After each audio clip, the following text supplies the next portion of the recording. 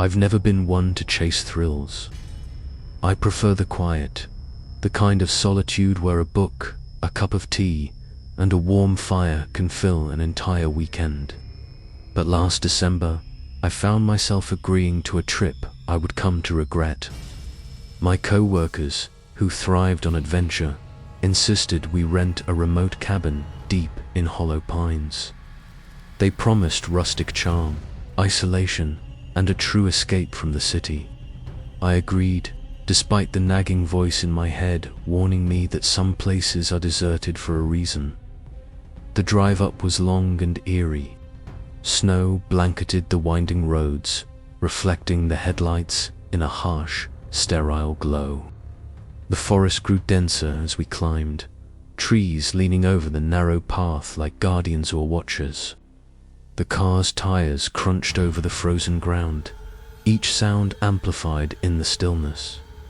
Occasionally, a branch scraped against the windshield, and the shadows it cast seemed to shift as though alive. I joked to mask my unease, but even my own laugh felt hollow when the cabin appeared. It seemed almost unreal, emerging like a phantom from the thickening darkness. Its wood was weathered, frost clinging to every surface, and smoke curled lazily from a stone chimney. The windows were opaque with frost, hiding the warm glow within. Despite the inviting firelight, I felt a deep, inexplicable dread. We unloaded our gear quickly, eager to escape the chill, laughing to keep the atmosphere light. But the forest outside pressed against the cabin silently, and I felt exposed despite the walls around us. Inside, the cabin smelled of pine and burning wood, a comforting yet almost suffocating aroma. I chose a corner room with a small bed and frost-fogged windows. My co-workers took the main rooms, their voices echoing through the cabin, telling stories to fill the empty air. I tried to join, but unease clung to me. There was something about the silence outside, something patient and watchful. The first night passed with the occasional crack of wood from the fireplace, and I began to relax. But at precisely 2:17 a.m., I woke to a soft, deliberate tapping.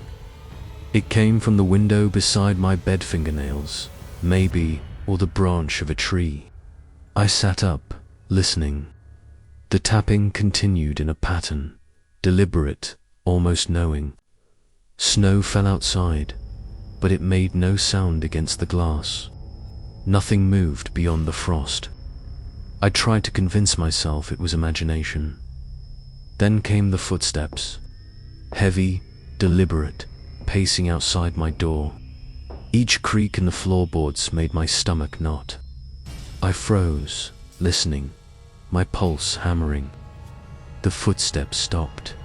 Silence, then a whisper, "Leave." Now, so soft, I barely heard it. My breath caught. No one else was awake. The cabin was empty but for us. I wanted to call out, but fear rooted me to the bed. The whisper repeated, closer this time, seemingly inside the walls. "Leave." The next day, we found something in the snow. Small footprints circled the cabin, child-sized, leading into the forest and vanishing. None of us had seen them before. We laughed nervously, brushing it off as imagination or some animal. Yet the footprints unnerved me.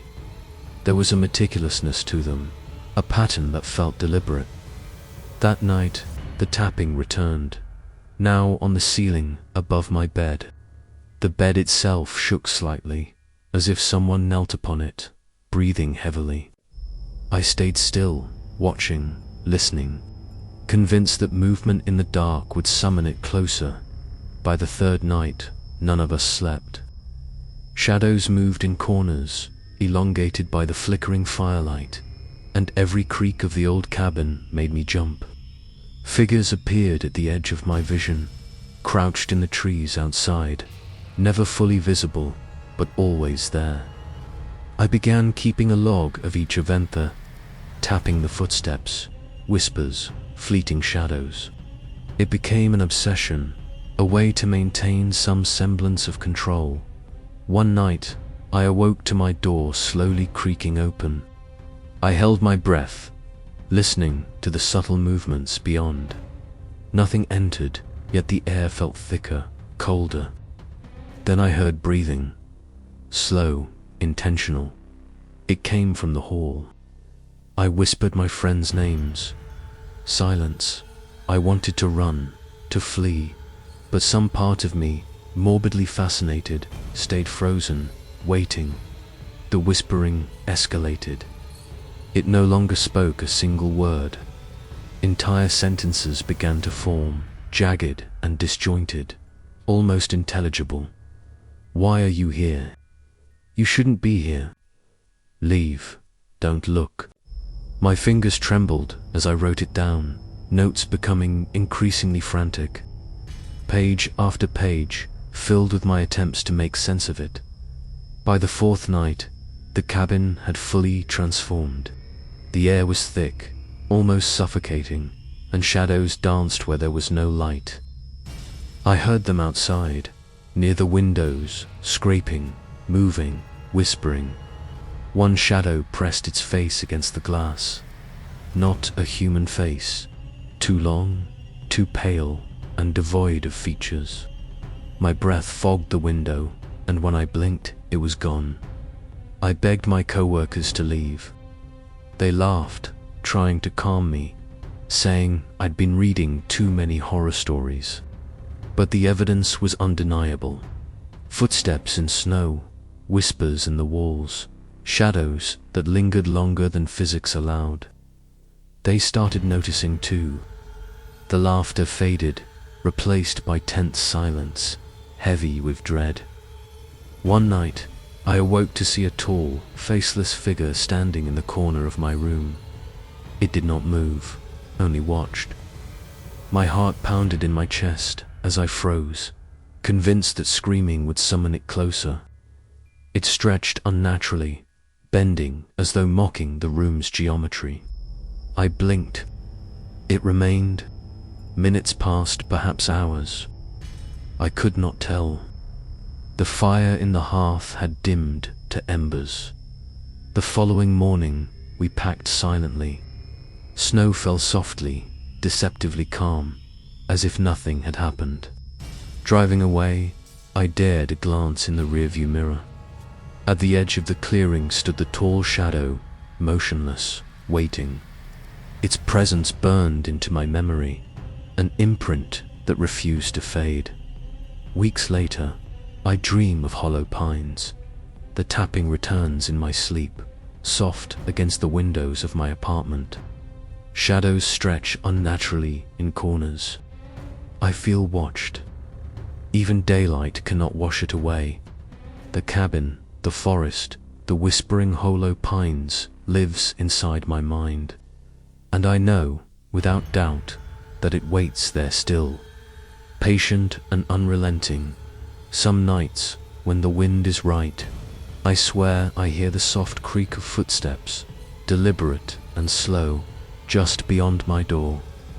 And I know one day, if I am not careful, it will come to collect me, just as it has been waiting to do. For years beyond my reckoning, I will never return. No one should. Hollow Pines is not a place. It is a presence, and it remembers.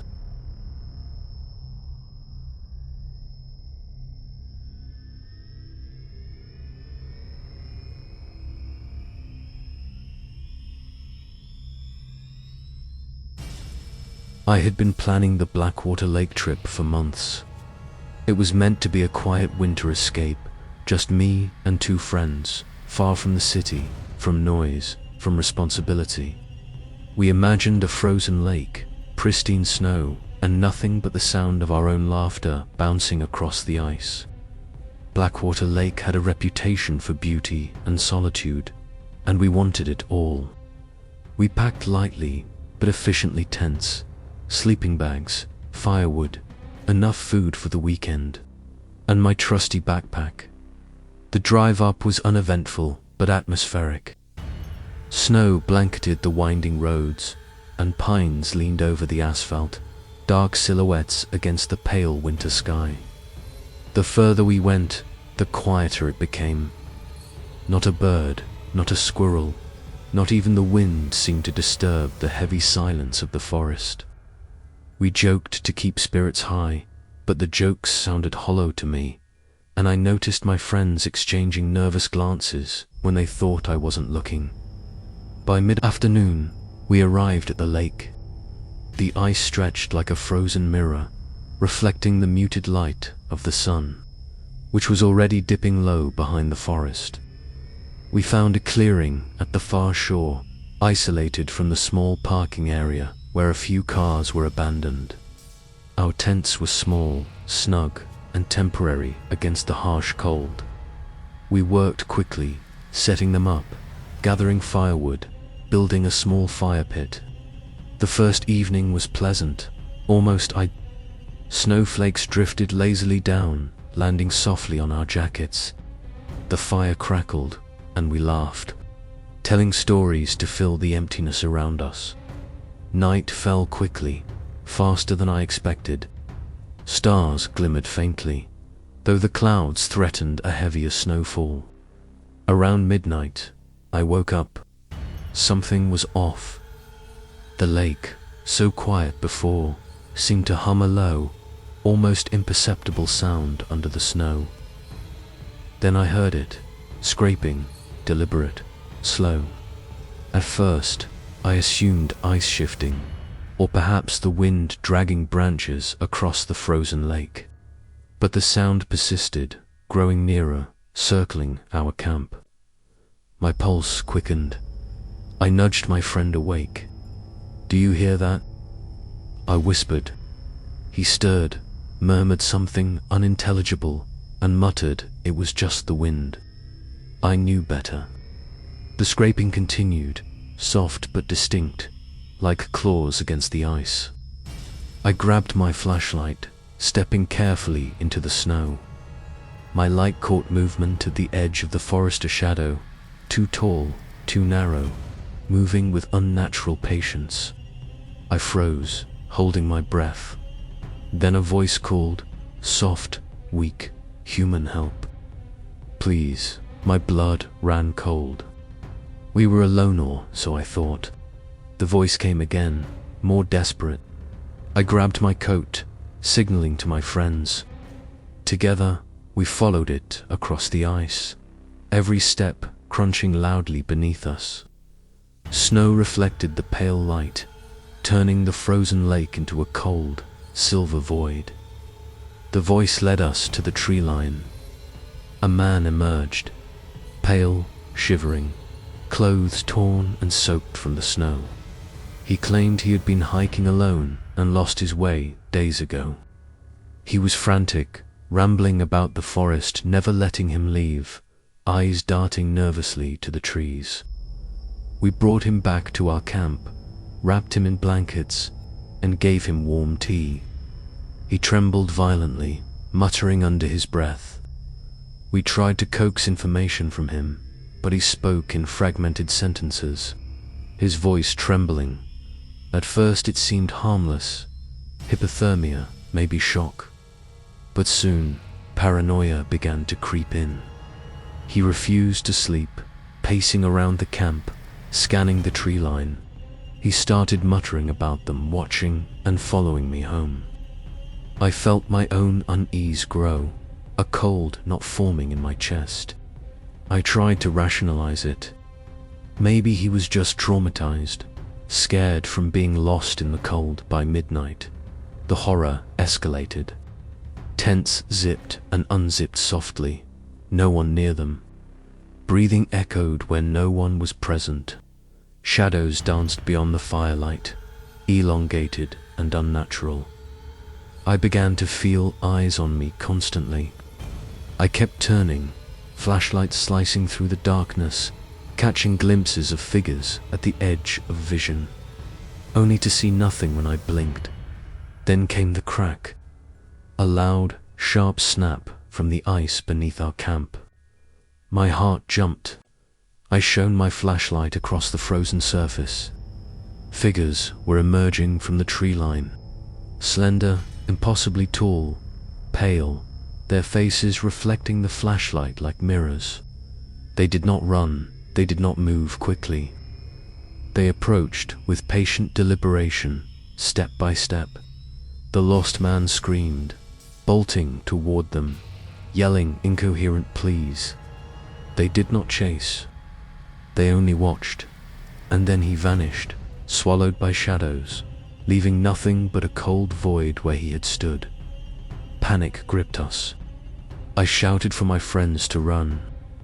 We scrambled across the ice, feeling it crack beneath our feet, snow spraying in every direction. The figures followed, never accelerating, never faltering, their movements precise and terrifyingly controlled. I dared not look behind for long, but brief glimpses revealed them, tall and silent, stretching unnaturally as if mocking physics itself. The forest grew nearer, providing what little cover we could find, though the shadows lingered at the ice's edge. Hours seemed to pass as we stumbled through the snow, our breaths ragged, muscles screaming. By dawn, we reached the road, exhausted, hearts pounding, frozen in every sense. We never spoke of what happened that night. Words seemed inadequate, and I don't think any explanation would have sufficed. Even now, months later, the memory haunts me. Sometimes, when I see a frozen lake in a photo or on TV, my chest tightens, and I feel the gaze of those slender figures on my back. They were patient, observing, and calculating. Not creatures of malice, perhaps, but of inevitability. Their presence feels eternal.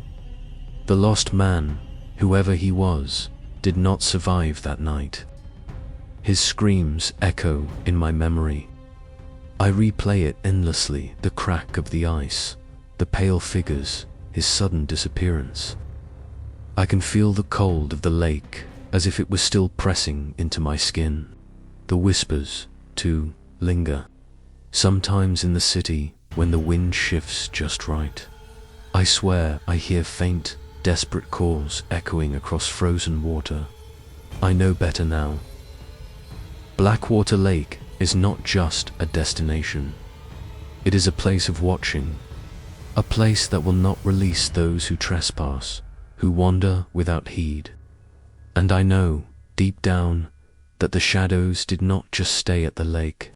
They follow, waiting for the next mistake. I have sworn never to return. I cannot. Even thinking about the lake, the way the ice reflected the pale moonlight, brings a cold, visceral fear. That night changed me, not just for the obvious terror, but because it showed how fragile our sense of safety is, how quickly the familiar can dissolve into something unrecognizable. Sometimes, late at night, when the streets are empty and the wind whistles through city cracks, I swear I hear scraping, a soft, measured step, circling, waiting. My pulse races, and for a brief second, I feel the cold of Blackwater Lake beneath my boots, the faces of the tall shadows reflected in the moonlight. It is a memory I cannot shake, and so I tell myself, never wander alone, never venture too far, and never ever trust the quiet, because silence, as I have learned, is not empty. It watches, it waits, and one night, if you are not careful, it will claim you. I have survived, yes, but I am forever changed, and I fear that one day, even in the safety of my home, the shadows will return not as figures on ice, but as a reminder that some places, some nights, and some experiences are permanent. Blackwater Lake is one of those.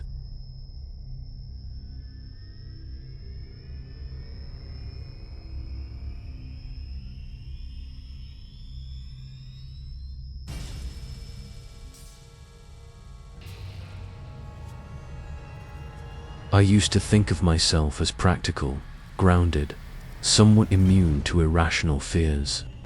Mountains, winter storms, isolation, I'd faced them all to varying degrees.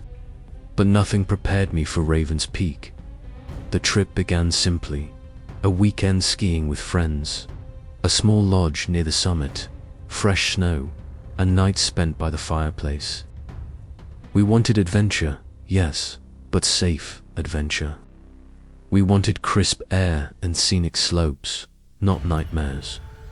The first day was the sun glinted off the snow, casting long shadows of the pine trees. The lodge was small but cozy, walls lined with rough timber, a large fireplace in the center where we gathered each evening. We laughed, played cards, and drank hot chocolate. The cold outside only made the lodge feel warmer, a comforting refuge from the biting wind. By the second day, the storm arrived. It began subtly, flurries dusting the slopes, wind rising into sharp gusts. By evening, the snowfall was relentless. Roads vanished under white drifts. Signs and markers disappeared beneath the accumulation. The lodge, though welcoming in daylight, transformed into an isolated fortress as the storm intensified. We were trapped. There was no way down, no way back. The thought of isolation that had once been charming now pressed on my chest like a weight. Around midnight, I awoke to sound. Footsteps in the snow outside the lodge. Heavy, deliberate, pacing back and forth. I assumed another skier was caught in the storm, but the rhythm was wrong. Too measured, too calculated. Not the panicked scuffle of someone lost something deliberate, almost ritualistic. My pulse accelerated. I nudged my friends awake, whispering, but they laughed, attributing it to cabin fever. I wasn't convinced. Shadows began to move in the corners of the lodge, elongated and distorted by flickering firelight.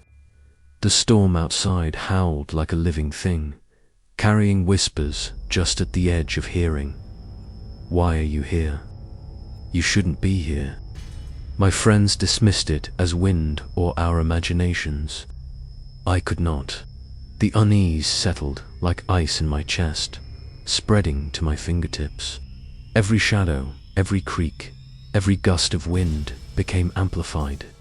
Every sound promised menace. Over the hours, the presence grew bolder. Windows rattled violently, snow piling against them in unnatural drifts, almost intentionally. Shadows moved independently of light, pausing, stretching, disappearing when looked at directly. I felt eyes on me constantly. Sleep became impossible.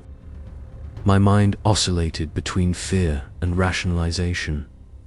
Maybe it was the storm, the wind, the isolation, but deep down, I knew it was something else entirely.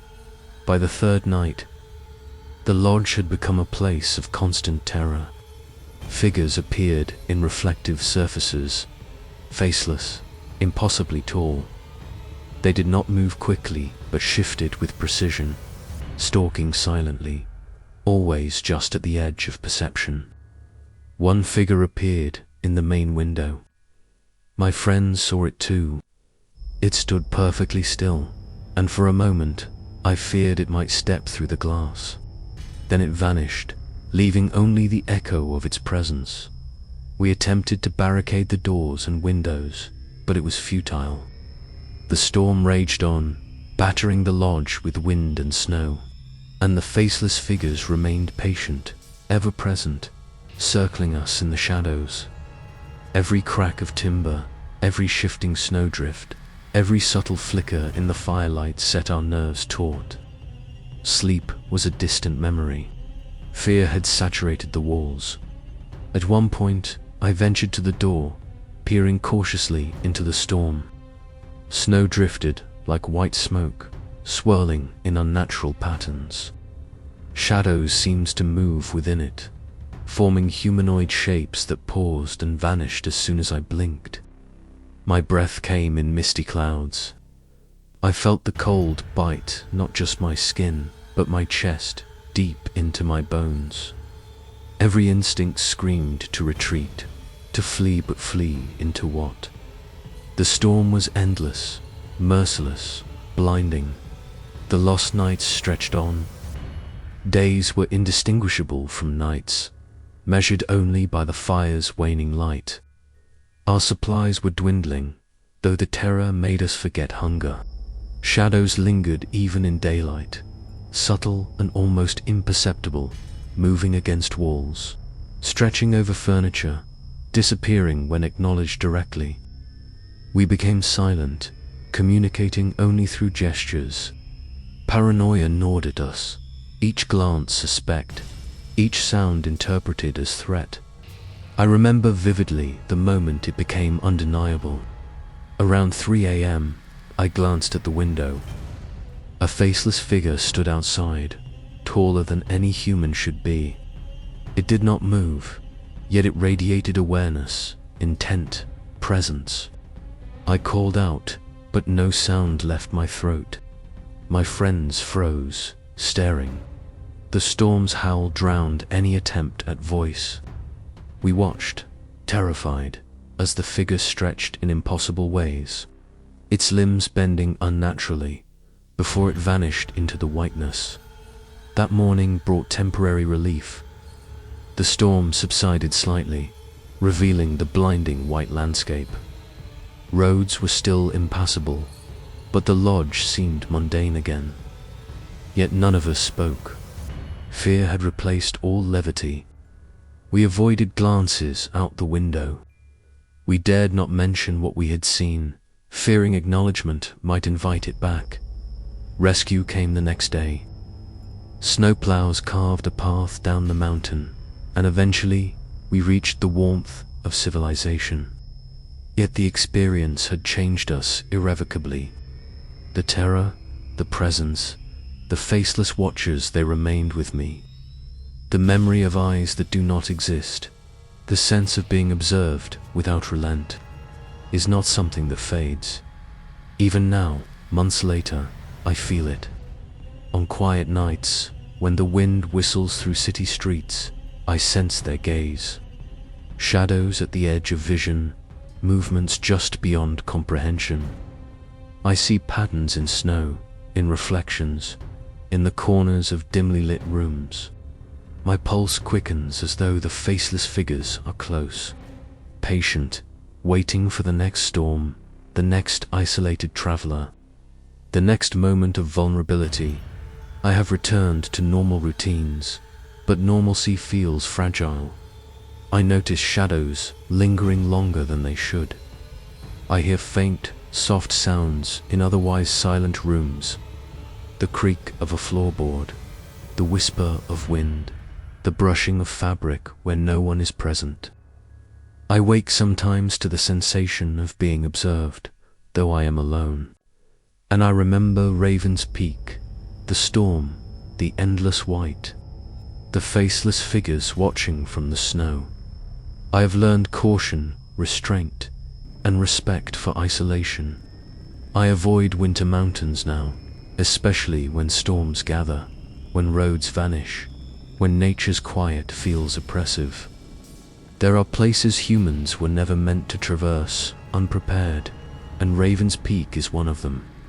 The terror we experienced was real, not imagined, and it has lingered as proof that some presences are patient, immovable, and eternal. Snow has a strange way of preserving memory.